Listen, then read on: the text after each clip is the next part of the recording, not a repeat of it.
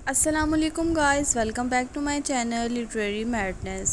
आज की वीडियो का टाइटल आप लोगों को पता चल गया होगा कि आज हमारा टॉपिक है William Shakespeare. William Shakespeare is famous playwright dramatist of फ्रेंसा और गोल्डन एज। विलियम शेक्सपियर जो थे वो 1564 में पैदा हुए थे और 1616 में इनकी डेथ हो गई थी। और इन्होंने इंग्लिश लिटरेचर में बहुत सी फेमस ट्रेजेडीज़ लिखी जो आज तक इंग्लिश लिटरेचर की बैकबोन है। इनके ज़्यादातर वर्क्स जो होते थे वो ह्यूमन साइकोलॉजी पे होते थे, ह्यूमन कॉम्प्लेक्सिटीज़ पे होते थे कि ह्यूमन माइंड और ह्यूमन थॉट्स किस तरह से प्रोसेस करती हैं और किस तरह उसके कॉन्सिक्वेंसेस हमारे सामने आते हैं। विलियम शेक्सपियर की हम आगे पढ़ेंगे बहुत फेमस ट्रेजेडीज़, जिनमें से नंबर 1 में आती है Macbeth, Othello and Romeo and Juliet. Romeo and Juliet के बारे में कौन नहीं जानता होगा। विलियम शेक्सपियर का एक बहुत ही फेमस टाइटल था बार्ड ऑफ एवन। एवन जो था वहाँ पे इंग्लैंड का एक शहर होता था जिसको स्टैमफोर्ड अपॉन एवन कहते थे, जहाँ पे शेक्सपियर पैदा हुए थे। और बार्ड का मतलब होता है जो शायरी करता है, चीज़ों को एक्सप्लेन करता है या कहानियाँ सुनाता है। इसीलिए जिस तरह हमारे इस्लाम में टाइटल्स होते थे, शेक्सपियर का वहाँ पे बहुत फेमस टाइटल था बार्ड ऑफ एवन। तो यहाँ पे हम जल्दी से शेक्सपियर का इंट्रोडक्शन पढ़ते हैं और लाइन बाय लाइन एक एक पॉइंट को समझते हैं और शेक्सपियर की बायोग्राफी को रीड करते हैं। William Shakespeare was an English poet, play right and actor. Shakespeare जो थे वो इट सेल्फ एक एक्टर थे। ड्रामा तो वो परफॉर्म करवाते थे, मगर ड्रामा लिखने के साथ साथ उनको परफॉर्म भी किया करते थे। प्ले राइट बहुत फेमस थे और इंग्लिश पोइट थे। इंग्लिश लिटरेचर के बहुत ज़्यादा ग्रेटेस्ट राइटर्स में से शेक्सपियर का नाम आता है और अभी तक शेक्सपियर वर्ल्ड वाइड फेमस हैं। He was born in Stamford upon Avon, England. Stamford upon Avon is the name of a city in which Shakespeare was born. Fourth point को पढ़ते हैं। Shakespeare wrote approximately 39 plays, 154 sonnets and several other poems.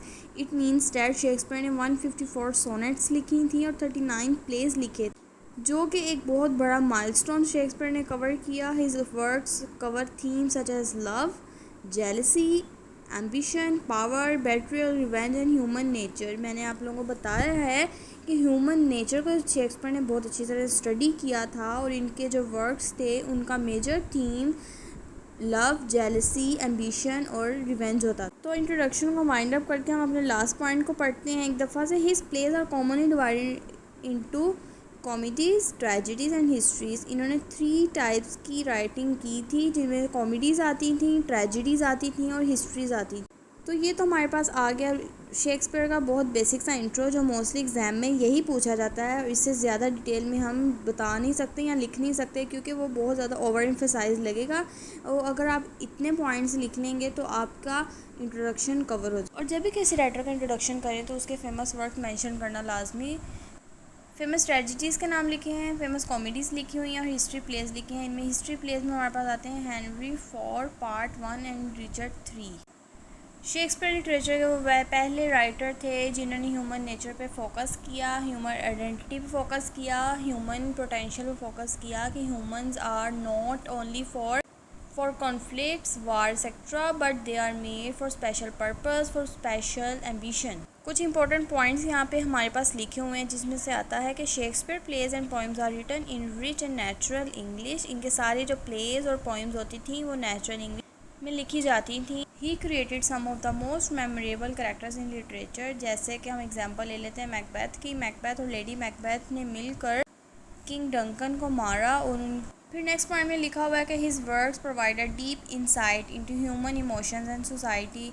इसका ये मतलब है कि इनके जो करैक्टर्स होते थे, इनका जो वर्क होता था वो सोसाइटी पे बेस करता था कि उस टाइम पे सोसाइटी में जिस तरह की भी प्रॉब्लम्स अराइज होती थी, उस बेस पे ही मोस्टली राइटर्स अपने वर्क्स लिखा करते थे। शेक्सपियर की जो लैंग्वेज और एक्सप्रेशन है वो अभी भी वाइडली यूज़ किए जाते हैं। ही हैड अ तो फ्रेंड्स, अगर लिटरेचर में कहीं भी ड्रामा का वर्ड आ जाएगा तो आप लोगों ने सबसे पहले शेक्सपियर को याद रखना है, because he is the beginning person of theatre, जिन्होंने थिएटर में काम करना शुरू किया और इनके वर्क्स आज भी पढ़े जाते हैं।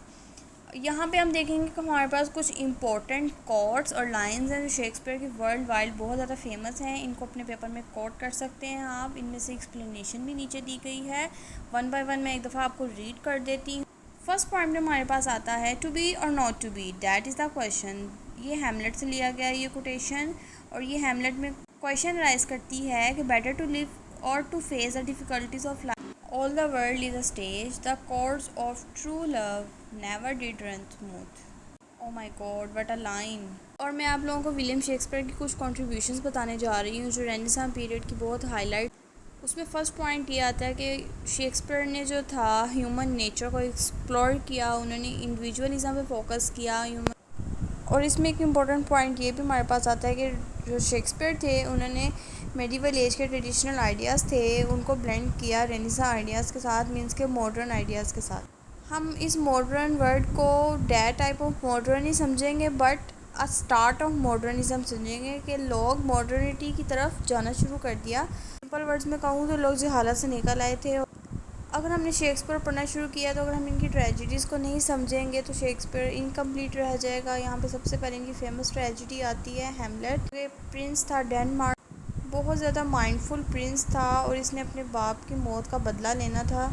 इस ट्रेजिडी को बहुत ज़्यादा साइकोएनालिटिक समझा जाता है कि वो प्रिंस जो था, हैमलेट जिसका नाम था, उसने सारा टाइम इस प्ले में सोचते हुए गुजार दिया कि मैं अंकल को किस तरह से इनकाउंटर करूं और किस तरह से उनको पकड़ूं, बट इस डिले की वजह से उसकी खुद की भी जान चली गई। सेकंड हम देखेंगे मैकबेथ। मैकबेथ जो था एक स्कॉटिश प्ले था जिसमें मैकबेथ और लेडी मैकबेथ मिलकर किंग डंकन का कत्ल करते हैं फॉर अथॉरिटी फॉर किंगशिप। और इन द एंड ये होता है कि लेडी मैकबेथ है उसको एक गिल्ट उसके अंदर आ जाता है, वो अपनी जान ले लेती है और जो मैकबेथ है वो भी एंड में मारा जाता है।